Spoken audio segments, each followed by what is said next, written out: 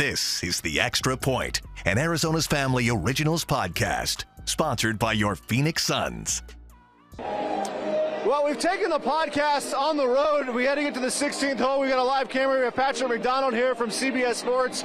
You see him after every golf tournament breaking it down. Was watching your coverage after Pebble Beach this weekend. Was like, man, I got to try to get this guy on Arizona's Family. So thanks for coming out. Thanks for making the trip out to Phoenix to join the podcast. No, thank you for having me. You know, having to jump over the hurdles, getting pushed by security to get in. I mean, how could I not come out to Arizona, check out Michael Phelps and the rest of the celebrities, and of course talk to my new guy Mark. Yeah.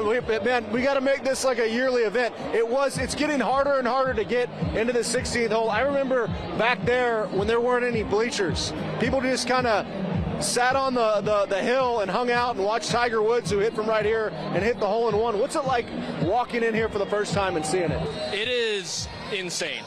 It's blown my imagination tenfold. When I think about infrastructure in the build-up on the PGA Tour, nothing sniffs this at all. Not only the 16th hole, but the entire WM Phoenix Open, maybe the BMW, maybe the major championships, but it is clear just a day and a half on property, it just blows everything else out the water. And we were a little worried about Live this week, their own party hole, and kind of the direction this is going. So do you feel like this is still the bucket list for a lot of golf fans and fans of big events? You know, I got more messages online this week about coming to the WM Phoenix Open than maybe I ever have in my entire life. To be, at least like 10 old buddies from college. Some you don't really want to talk to. Be like, yeah, I guess I'll be out there. Others you're excited to see. So I think the one thing Liv still has going for it this week is obviously the Super Bowl's in town in Vegas. And you guys experienced that last year. I still haven't slept. I'm still tired from it. Yeah, I bet you're still a little hungover too, maybe perhaps. A year past. But I think when you look at this tournament year after year after year, 20,000 plus people, Live Golf isn't going to touch that this week. Continuously building up and up and up.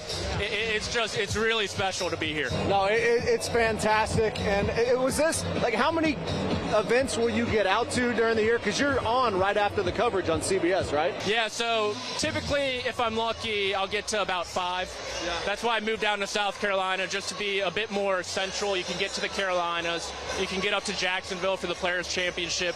But yeah, once the final putt drops, it is like go, go, go, go. It's a really stressful like half an hour. You got to write, you got to go on camera, you got to do it all, but I love it. So how did you, we have the Cronkite School here, a lot of young journalists, trying to do this. How did you get your job? Oh, it's a long story. So my original background was in consulting. I spent a couple years at Deloitte in Washington, D.C., a couple more at Booz Allen Hamilton, which used to sponsor an event on the PGA Tour, and I had a blog this whole time. And Will Gray, who was with NBC at the time, he's now with the PGA Tour. He runs Golf Bet, kind of the betting fantasy arm of it all. Yeah. Read my blog, was like, hey, you should freelance for us. I said, hell yeah. I quit my consulting gig, went full-time freelancing. That turned into CBS. And now I have guys like Glenn Powell and arguably the better-looking Mark next to me right now. Oh, hey, fellow Longhorn, look at that. Oh, yes. That's fantastic. The timing could not be better. Who do you like this week in the tournament, by the way? Oh, gosh. I mean, there's a lot of good players. Course history is very sticky here. Yeah. And the thing I love about TPC Scottsdale, 2 things. One, the finishing stretch is unbelievable. 15, 16, 17, just heart-pounding shot after shot after shot. And it produces major championship caliber winners.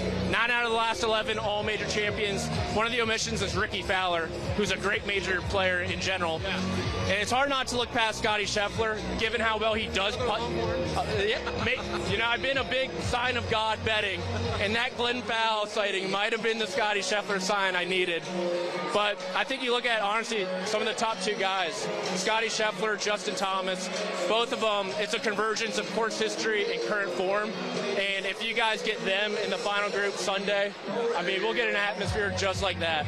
No, we will definitely take that. And that's always as you're trying to get ready for the Super Bowl, oh yeah, the golf tournament's ending in Phoenix. So a lot of us haven't seen the first quarter of a Super Bowl in about 15 years. As far as your responsibilities this week, where can we find you, the written word and the spoken word on TV? Yeah, so all my work can be found at CBSSports.com. On TV, we have our 24/7 FAST network called CBS Sports HQ. I'll be on there throughout the week. It pops up after the tournament. Unfortunately, we're on Super Bowl duty, CBS. The eye is very much in Las Vegas. NBC's taking the reins. I'm sure they'll do great. I know Kiz and Smiley will be out here all week. But CBSSports.com, CBS Sports HQ, just anything with the eye involved, I should be close. And one more, do you have a thought on just the future of the game with LIV when this thing gets solved? If there's any sort of road to repair here?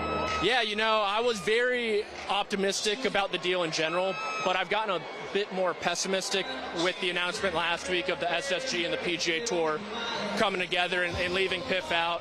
I know there's been announcements that the PGA Tour and PIF are still talking, continuing the conversations. I've heard they're pretty far off from people inside the room, which I'm disappointed to hear.